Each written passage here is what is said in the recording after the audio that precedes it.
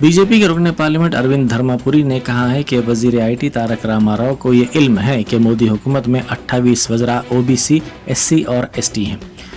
तमाम मिलकर काबीना का 50% हो गए हैं। उन्होंने मीडिया से बात करते हुए कहा कि वजीर आज़म मोदी खुद का ताल्लुक़ पसमानदा तबके से और पसमानदा तबकात की बहबूद के लिए मरकजी हुकूमत इक़दाम कर रही है।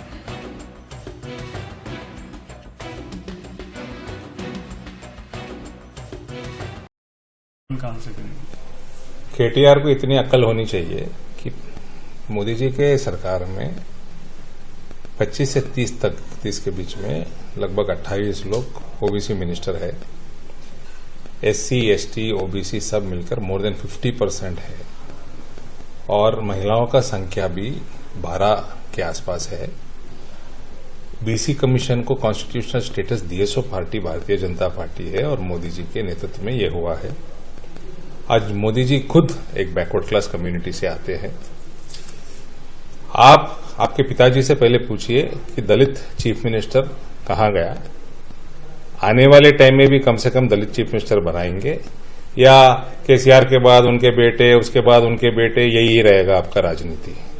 सो ऐसे लोग भारतीय जनता पार्टी को प्रश्न करना, तेलुगु में एक कहावत है, दयालु वेदालु वालिंचिनट्टुंटదని। ये शैतान आके वेद पढ़ा रहे कहते। सो केटीआर जी मुंह बंद कर रखे अपना काम संभाल लो। बीसीस को कैसे अपलिफ्ट करना है politically, Bharatiya Janata Party knows better.